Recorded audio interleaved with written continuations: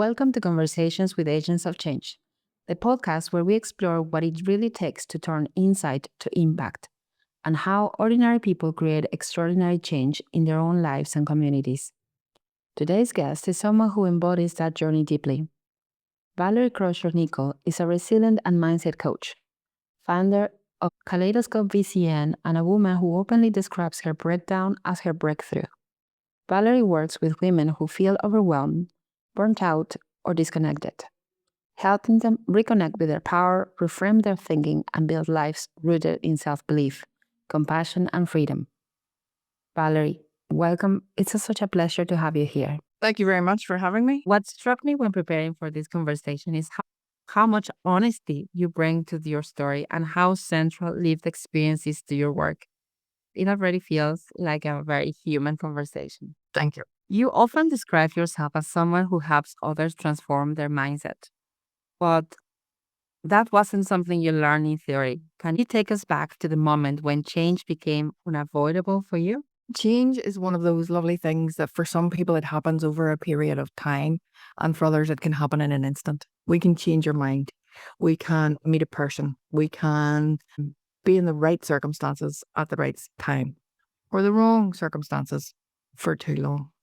And I have this thing that I think God, the angels, the universe, Sophia, whatever you want to call your deity, makes the path more and more difficult when you're on the wrong path. And for me, my breakdown became my breakthrough, but my breakdown was difficult and it was hard.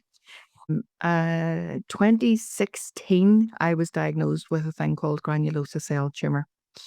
And at that time, I worked in a local council and we were going through a merger, as all councils in Northern Ireland were. So I had to go from a building just around the corner, which meant I didn't nip home at lunchtime and walk the dogs during the winter. I worked up a thing called time off in lieu. When Catherine, my daughter, was younger, she had a pony, and I was able to take longer lunch breaks during the summer to take her to the ponies and so on and so forth. Now, I only moved 20 minutes down the road. I know some of your listeners, if they're further afield, I know people in the United States of America or Australia and kind of go, 20 minutes? That's a skip away. What are you talking about? And for those of us in Northern Ireland, everywhere's really very close. But you want this to go 20 minutes down the road, feels like another world away. For me, that was a huge change because I couldn't nip home. Thankfully, Catherine was a bit older and didn't need me to take her to the pony and so on and so forth anymore, which was a blessing. But it was still also this, if I didn't leave work till 6 o'clock, I wasn't getting home to 6:20, and then you had to start dinner and all that jazz. So that didn't work for me. And then equally, the funder that funded my post, they had changed their ethos. And it was no longer about working with people and about changing hearts and minds. It was about the number of people in the room. And were 5 of them of this religion and 5 of them of the other religion. And they didn't really care what they were talking about. I wasn't supposed to be in the room. I was to bring facilitators in. So I wasn't even getting to know, and I can't facilitate everything, but I would love to have been in the room to do the introductions and to see how the relationships were being built and to help the conversations along at sometimes, or just observe and then say to the facilitators, how do you think that went? Can we introduce this or that or whatever? But we weren't allowed to be in the room anymore. We had to give it all out to facilitators. And it just didn't sit well with me anymore. Life just became more and more difficult, as it really did. It just became, and when I say it now, it sounds silly, but I was going through cancer, and the aftermath of that. And the thing with granulosa cell tumor is it's a recurring cancer. So I was never going to go into remission. That was never the best I could hope for. Was no evidence of disease.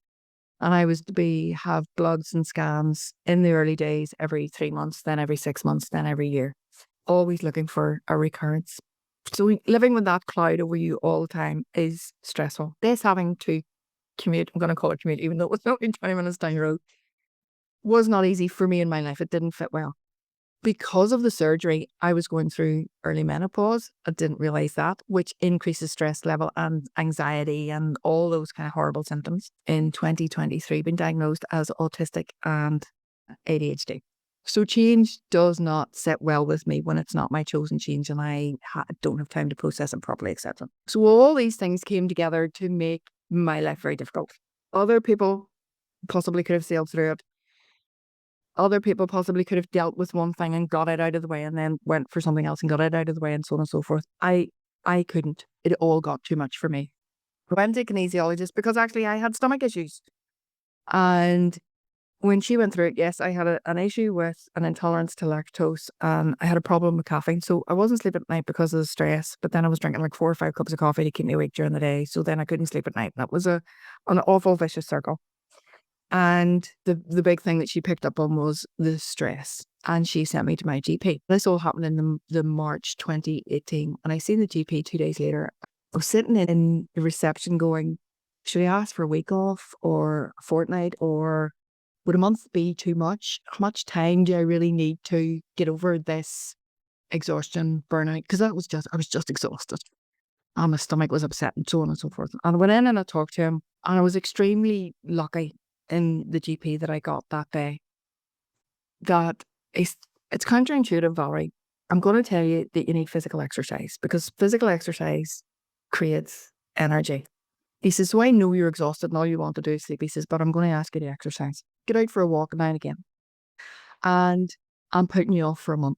It took that decision-making process out of my hands, which was fantastic. And it gave me the mental bandwidth to go home relaxed. And I slept for a fortnight. I literally get up to go to the toilet, and I did go out and walk the dog. And the thought about going back to work, just couldn't do it. I actually went back to work for a little bit because we have a thing, we end the financial year and grant date, and I just thought, it's going to be too much work for anybody else, whereas I know this stuff, and if I just go in and do this, and it allows me to say, can I go back to work? And I couldn't. And I came out of work again, so it wasn't even off 6 months when I resigned. And the decision was made very clear. Should have been 9 of us in our section, and there was 2 of us and a temp who really didn't know the job very well at all. We were really understaffed and really under pressure. I kept going to meetings, and the trade union rep said, unless you have the right number of staff in to do the job, Valerie's not coming back. Internally, I went, don't say that. I have a mortgage to pay. I have bills to pay. I can't. No. And so I came home and I said to my husband, my job has sick pay. I've got cancer, so if I get sick again, at least it'll pay me. It has death pay. It has annual leave and and round off. And he went, if that's the only reason you're staying there, it's time for you to put your resignation in, Valerie. Yeah. And he was absolutely right. So it was a very long path that got me to this absolute crystalline moment where he went, if those are the only reason, if you're no longer in love with the job, with the people that you work with, if you're not enjoying what you're doing, there's no reason you being there anymore. So change can be instantaneous, but there can also be a long lead up to it. And it can be very uncomfortable and very scary.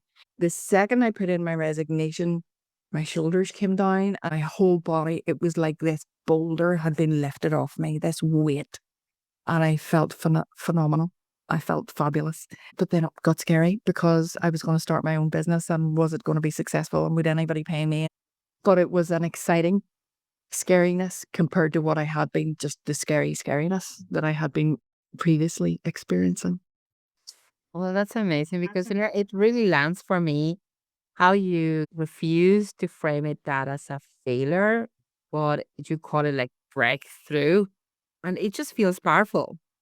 It wasn't easy, but you reclaim the meaning of it.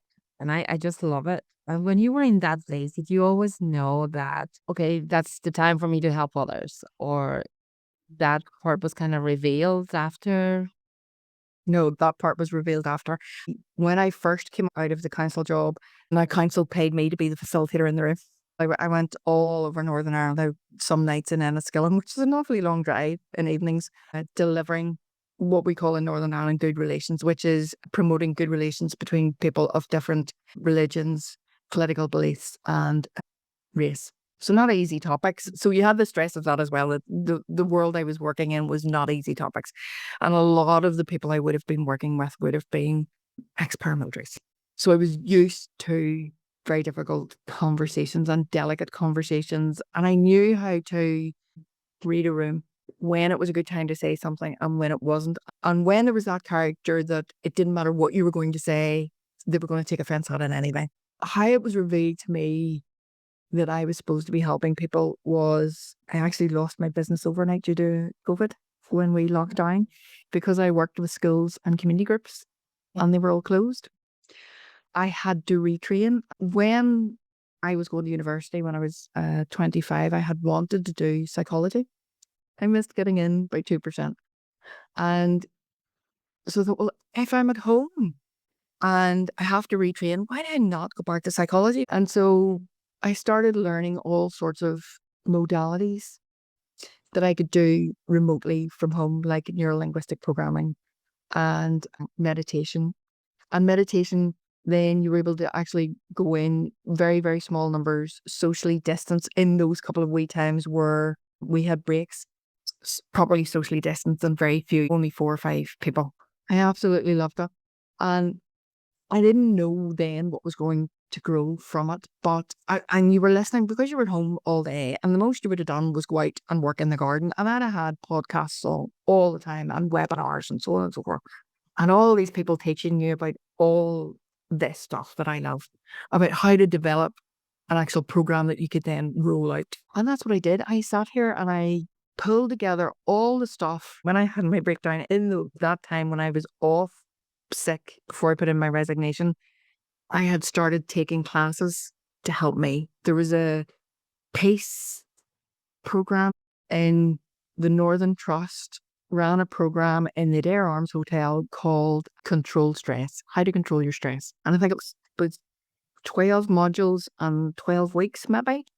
And you went to the Adair Arms every week to learn. So this was back in 2018. And then there was other things I learned from other places because I wanted to help myself out. This was my whole thing. I wanted to get better. So in 2020, during lockdown, I thought what everybody was teaching me was teach what you know. Teach what worked for you. Because if everybody has problems, and if you've solved the problem for yourself, go teach people how you solve them. So I wrote my program Embraces based on everything I had learned in 2018 that got me to a place where I had better mental health, where I was able to reframe a breakdown as a breakthrough. I meditated every day. I did breathing every day. Obviously, we breathe all day, but structured breathing to help my mental health, to build my resilience. So I put that into a program. I think that's such an important reminder because I think sometimes clarity doesn't necessarily come first, but healing does. So in your case, you were building up those tools to heal yourself. And then when you got that, the clarity came that, right, okay, I need to use all these tools to help others. So Yeah. sometimes we believe, no, I need to find clarity first and then I'll discover what I do. Whereas more often than not, it's the other way around. And I love your story from that perspective because it just gives hope in that respect. That clarity. Absolutely. And if you look at other people that teach this kind of stuff, Mel Robbins, Brené Brown, any of them, even Tony Robbins, if you look at what they did in the early days, there might have been seeds of what they do now, but it's very different. Yeah. Because what you do is follow the glimmers, follow the joy, follow the love, follow well, this worked and people came, so let's do some more of it. This actually helped people to transform their lives, so let's do more of that. How did that develop? So when I was doing meditation way back in 2020, I could never have told you that I was going to run healing circles. That was not, could not have seen that. And that's now one of the most successful parts of my business. Even with the Embraces program, I still use it. I still deliver it. But I deliver it more as individual workshops. Very few places take a 6-week program, but they'll take a standalone one. But the most successful thing, the thing that happens every single month, are my healing circles. And I could not, way back in either 2018 or 2020, when I was rebranding and redoing, I could not have predicted that I would be doing healing circles. And equally, I don't know what I'm going to be doing in 5 years from now. Yeah. It could be something completely different. I love that because I see your work focuses very heavily in resilience, in mindset, and particularly with women. I'm very passionate about women development. And, I want to ask you, what patterns do you see showing up again and again within women's workshops or programs that you run?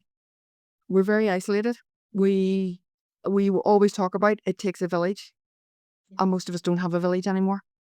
We have moved away from our families for whatever reason. We've followed our loved ones from wherever to wherever. and our village isn't close to us anymore, and we're really not very good at asking for help.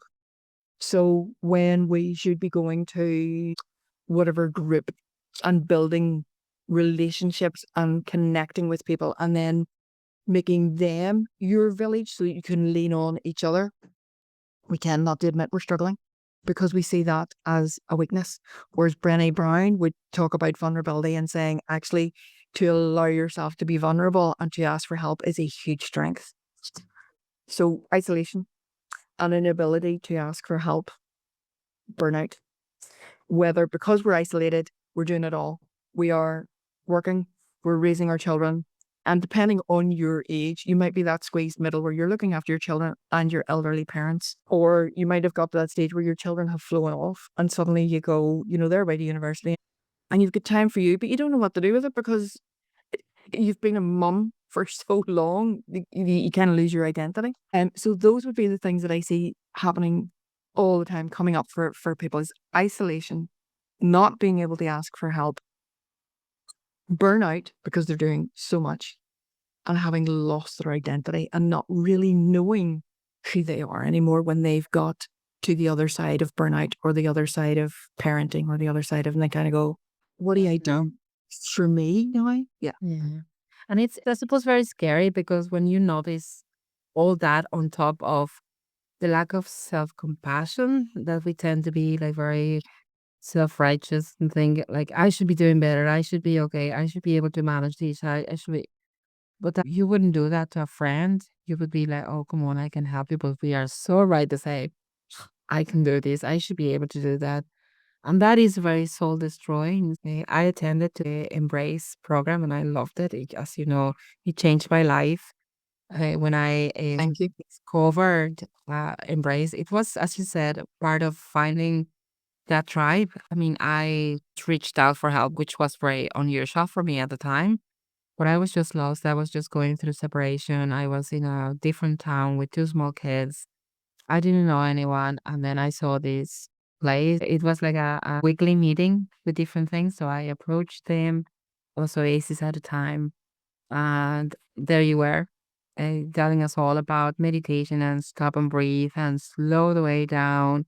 And these things that to me at the time felt like this is something magical. I don't know what you're talking about, like tapping, and then I don't know, but I'll just follow your instructions. And well, did that help? That really generally stopped me from overthinking and the feeling of I have a purpose. I need to go next week, meet all these ladies that they hear me out, that they know what I'm going through because they've maybe not in the same structure, in the same precisely the same way, but they understand my pain. And those friendships formed, and you got to learn so different skills. And I got to be myself again. I felt very encouraged and empowered, and I learned to drive, and I studied some courses, and then my life changed very rapidly. Then I moved out of Antrim, and it was so timely.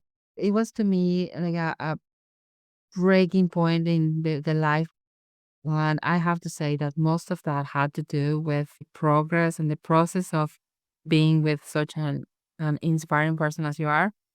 And I really admire what you're doing. I think that I learned a lot of my way to be overwhelmed, my way to self-doubt myself, and how I wasn't very compassionate with myself and how we were always all very keen to help others and say, "Well, you're doing right, Ted. You know what you're doing." But I wouldn't say that to myself at the time, which I think I've learned where I'm on the process of learning anyway. I admire that because what you're saying, it feels like so systemic and at the same time so personal. Almost like every woman has to be taught to survive rather than thrive. Like we all just go through that feeling that, well, I just need to get on with it. Well, that's not good enough. I think that weight on our backs is so heavy. And I think we just should lean on each other and say, okay, you know what? I deserve better than this.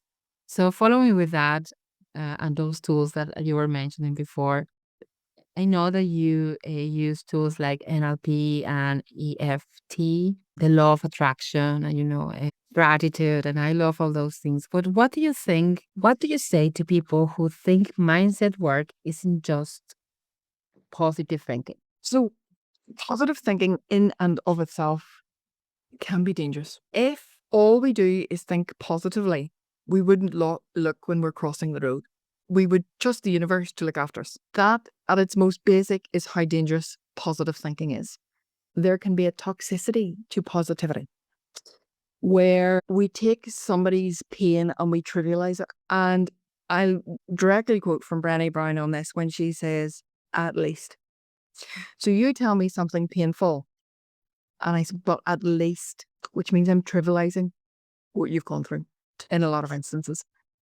Instead of hearing you and saying, that sounds painful, I don't have the words to comfort you, but can I sit with you in your pain? Two totally different. And I get that the first person maybe doesn't know what to say or how to say it, or they think, I don't have anything useful to say. So say that.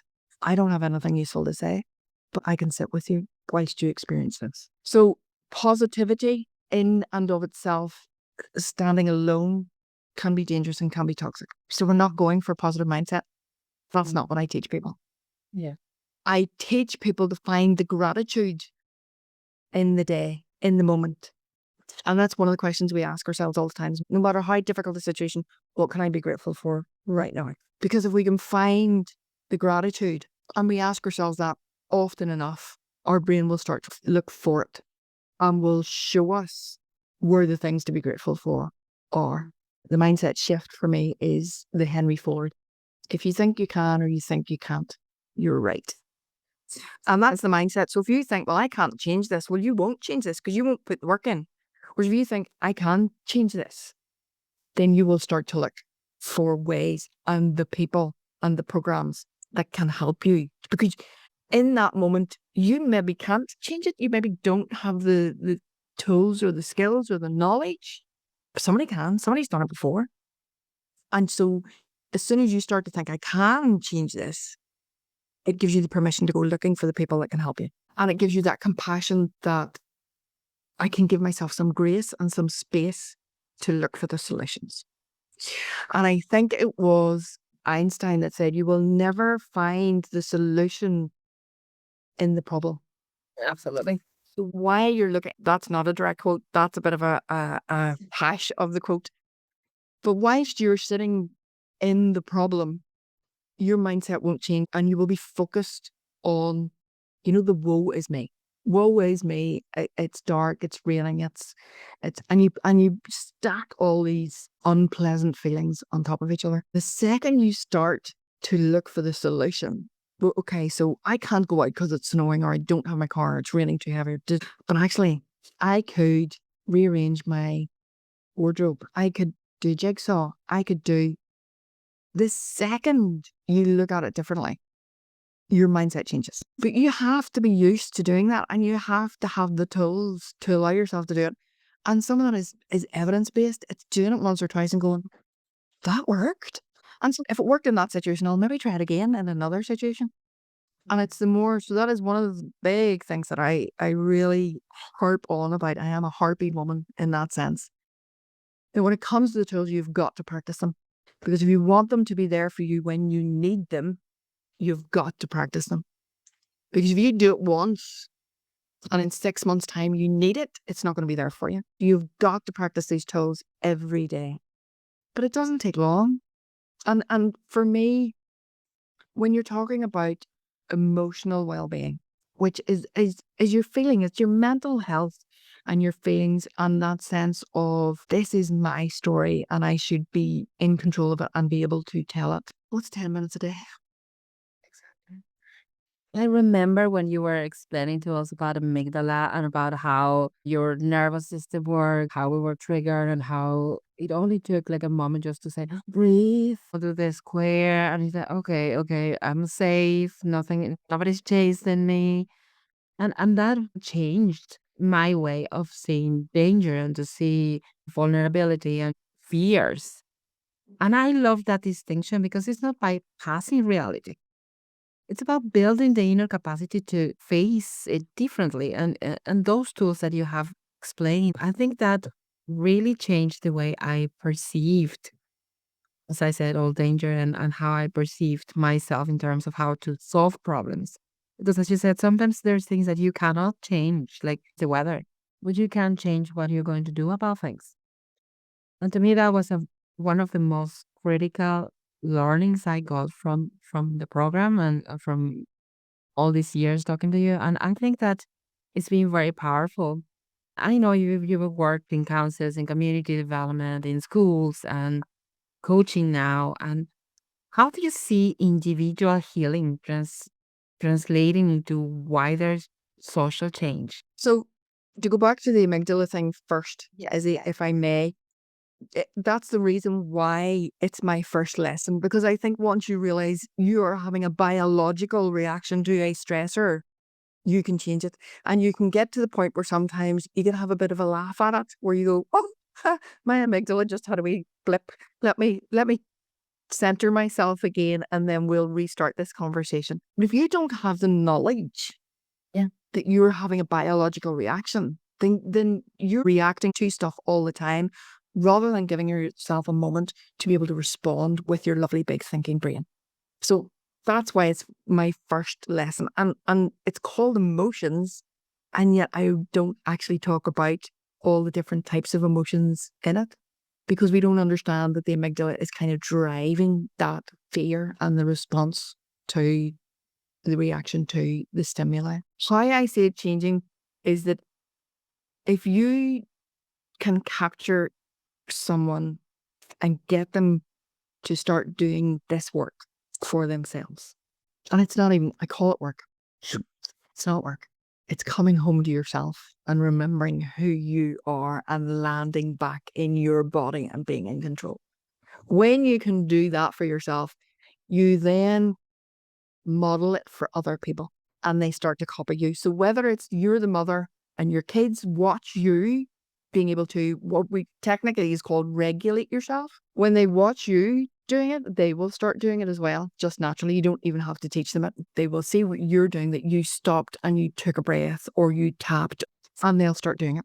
If you actually talk to them about it and say, in any given moment where things are stressful, say, I need to take a pause right now, and even use the language, I need a resilience pause right now.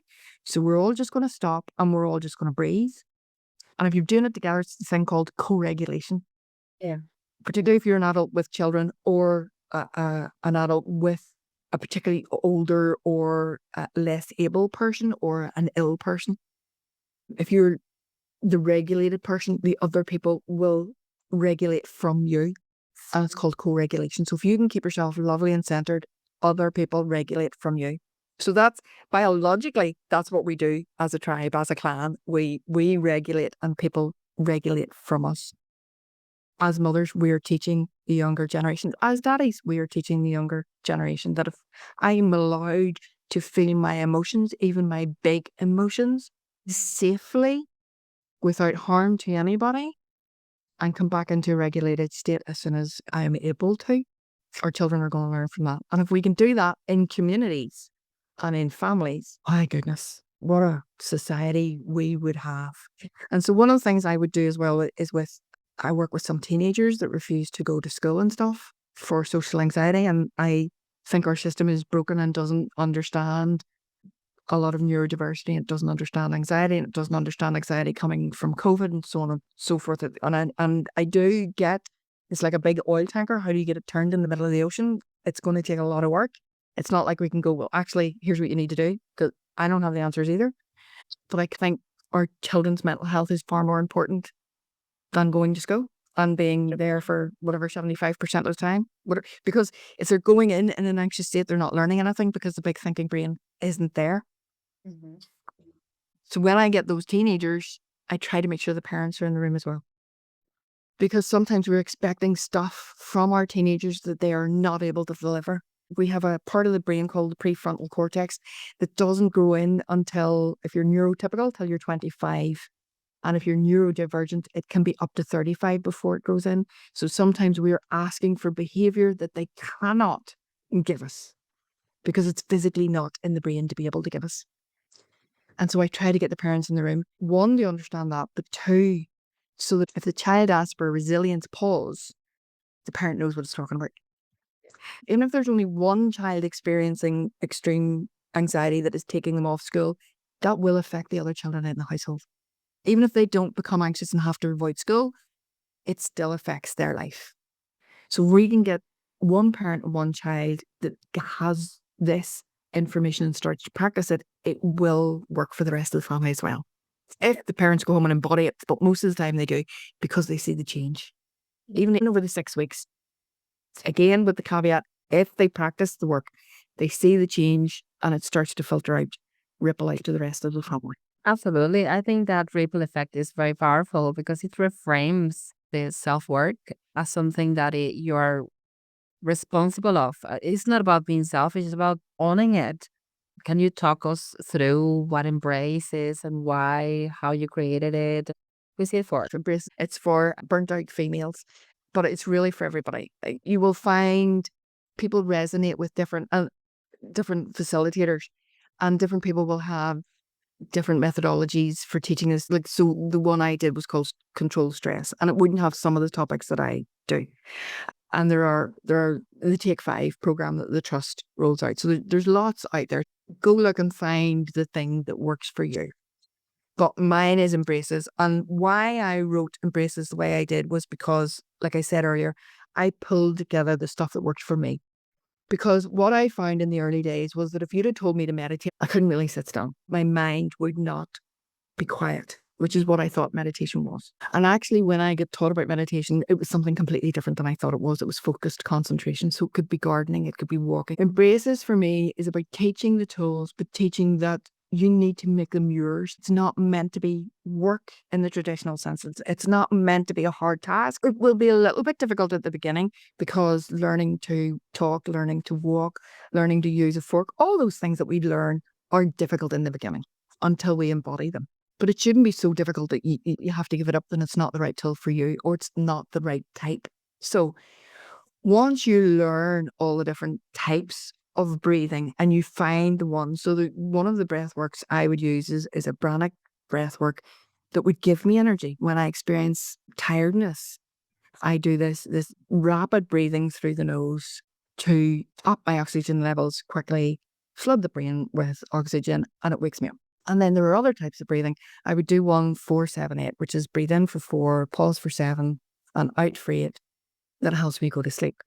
So it's finding the right tool for the right moment. There's all sorts of different types of meditation. So Embraces stands for emotions, meditation, breathing, redirect, attitude of gratitude, caring, EFT tapping, and sleep. And so the emotions, like I said, I don't really talk about here are the emotions and there's ways of emotions because it's really difficult sometimes to tell the difference between anger and frustration because they're so close. Or excitement and nervousness. Is it excitement? Is it nervousness? And you've got a microsecond to decide. What I talk about in emotions is what drives them. And it's that response. It's the amygdala taking over and going, I'm looking for stuff because I'm so overstimulated. I'm looking for danger all the time. And that's what drives people's behavior. And once we get to know that, we can really take control of it a bit more. Breathing, I teach maybe 7 different types of breathing. Some that wake us up, some that help us go to sleep, some that help us just calm down in that moment, that just gives us that space. The box breathing you're talking about, breathing in for 4, holding for 4, breathing out for 4, holding for 4. To just give us that space.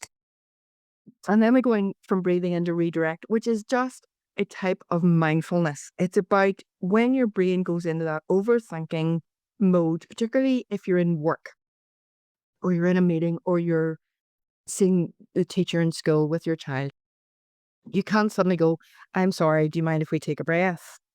So it's finding another way to give you that space in your brain to help you calm down. So it might be feeling the desk beneath your hand, feeling your back against the seat, feeling your seat in the seat and feeling your feet on the floor to just allow you to bring yourself. Because not all of us had a good time at school.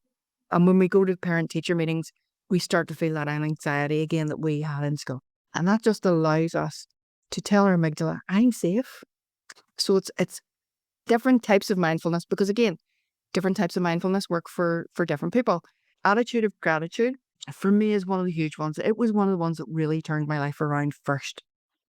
Because once I started to practice gratitude and see all the things I had rather than the things I lost, the things I didn't have, that completely turned my life around. Completely turned my life around. Because when your amygdala is in control, you have this thing called a negativity bias. You're looking for all the danger. When you practice gratitude, you see all the good stuff. And that doesn't mean the danger's not there. You actually see real danger rather than the things that might be dangerous but aren't really. Caring, for me, there are 5 pillars for caring. And again, if you go to other people, they'll talk about 4 pillars, and it makes a lovely stable table. Other people have 7, 8, 10, 12. Have as many pillars as you need. But I have 5, and I go through how to care for yourself in each of those. For you to have good mental health and emotional well-being, you need to be hydrated. You need to eat good food. You need to exercise. You need to take your medication if it's prescribed. You need to be doing all that. You need to go and see your GP regularly, etc. You need to know your numbers if you're diabetic or you have high blood pressure. You cannot expect to have good mental health and good emotional health if you're falling apart physically. So we have physical, spiritual, social, which is that not being isolated, having our tribe, being able to lean on other people and ask for help. Mental, emotional, and intellectual, which is slightly different from mental emotional, because intellectual is more about how's the grey matter working. Am I doing things? I don't do Sudoku, but I would do word searches and things like that to help my intellectual brain stay healthy. I would try and learn languages on an app and stuff to keep the grey matter healthy. EFT tapping is you have acupressure points on your body, and we use those acupressure points on the face, chest, and head. And as you tap on them lightly with your fingers, the meridians or nerve endings vibrate to various organs in the body. So if I was to tap or just below my collarbone, that sends a vibration to my kidneys. But my adrenal glands sit on top of my kidneys. So it sends a message to the adrenal glands, I'm safe, and they can stop overfunctioning. They can relax. And if I tap and say something, a mantra to myself, like, I am safe, that gets me back to where I want to be. And sleep. So sometimes it's simple little tweaks, because if you're not sleeping, your emotional, your physical, your mental, your intellectual, your social, your spiritual health, none of it is going to be good if you can't get a good night's sleep. And that, in a very big nutshell, is Embraces. I hope that our listeners will download the app and do the Embrace program themselves, because it helped me wonders. If someone listening today feels stuck, exhausted, or disconnected from themselves, what's the first gentle step you would invite them to take? Put your hand on your chest and your hand on your tummy and feel yourself breathe. You have a purpose.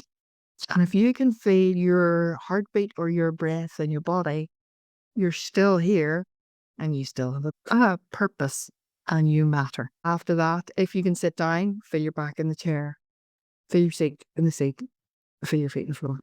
All I'm asking you to do is notice them. Nothing more than that. We're not changing anything. You're just noticing them.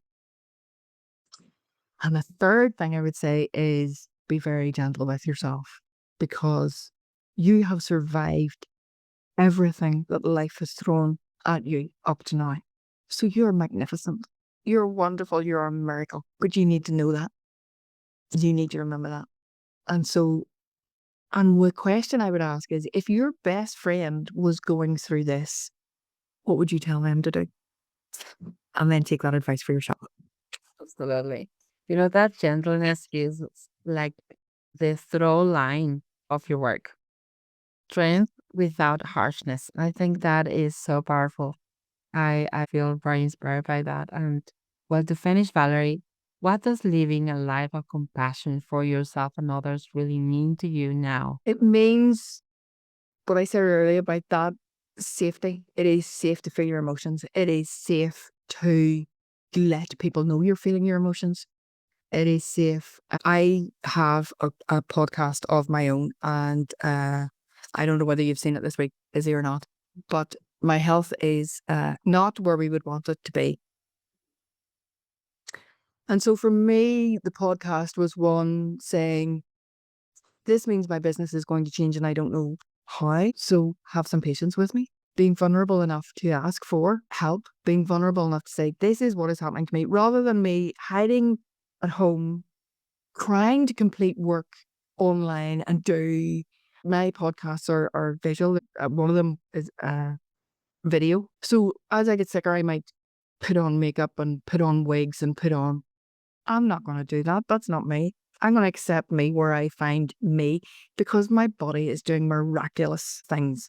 So it's about meeting yourself where you are now, allowing yourself to be vulnerable, allowing yourself, if you can, to be vulnerable publicly, because the amount of support, even if it's just people sending you good wishes, that means so much, because the most precious thing we have is time, because we can't get any time back and we don't know how much time we have. So the fact that somebody takes a little bit of time out of their day to send you a message, to leave you a voice note, to say something is stunning. It's phenomenal. To be a guest in a podcast, absolutely, is phenomenal. No, just in terms of compassion for yourself, I think it's, again, going back to that, if this was my best friend, what would I be telling them? Am I trying to live as authentically as I can, rather than hiding what's going on?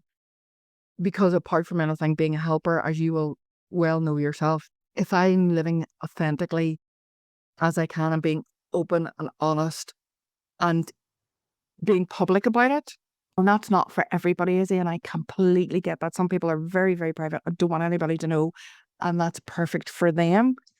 My father said at something, when he was talking about me, there was an ad way back in the 80s about an insurance company that said, we do not turn a crisis into a drama. And my father said, our Valerie turns a drama into a crisis. Very much, I did speech and drama. I want to be the one at the front of the stage performing and, doing all that jazz. Love a wee round of applause. Fabulous. So if me telling my story means somebody else feels less alone, less isolated, knows what to expect, because I've never got permission, but I've gone around the hospital kind of going, here's what I go through when I'm going for my CT scans, to try and give people and take wee photographs. Never got permission to do it, which is probably very bad. But I kind of think if it takes the scariness out of, because the very first scan I went for, one of the girls had something wrong with her kidney and she had been for lots of those scans, and she talked me through it so that it wasn't scary for me. Absolutely.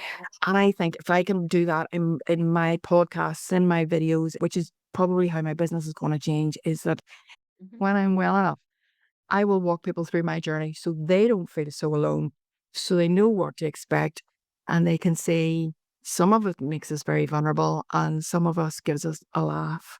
Some of us shows us the deep, deep compassion of other people, and the love that people hold first that we didn't maybe understand just how deep it was. We forget to tell people. I shouted at somebody the other day, love you, and they snorted and giggled all at the same time because it was so unexpected that they kind of didn't know what to do. And then when they heard my podcast, they went, I should have said I love you back. And I went, no, actually, your snorty giggly thing absolutely hit the mark, because I knew what it meant. You were pleased I had said it, and I knew you meant it back to me, but you just couldn't say it. And that's fine. So it's the compassion for me is meeting myself where I am and not being hard on myself, that it's not different. And I love that reflection of compassion, because I think it's very similar to how I lead my life. I try to be very compassionate with myself and with others. And so it really clicks. Valerie, thank you so much, because I do believe that you are an agent of change. Eh, You have inspired me and inspired so many people. I know that we all have a very high opinion on you, of what you've been doing. And it's so exciting to see that you have gone through so much, unfortunately, but you have such a great attitude. You have this strength, but it's not a strength from harshness. It's always from a very softness and gentleness. And I just love that. And I really hope that more people are like you in that sense. I think that what you're doing is fantastic. My dad told me, if you know something, If you don't know something, teach. If you know something, do it. And I think that you have managed to put those things together because you know what you're doing. You have find a way to know resilience. You always have very positive outlook. And Valerie, I just want to say thank you. You remind us that change doesn't always start with confidence. Sometimes it starts with courage, with honesty, asking for help. And to our listeners, if this conversation resonated, take a moment today to check in with yourself because personal change really does create collective impact. Until next time, keep being an agent of change. This podcast is produced by the Change Impact Group.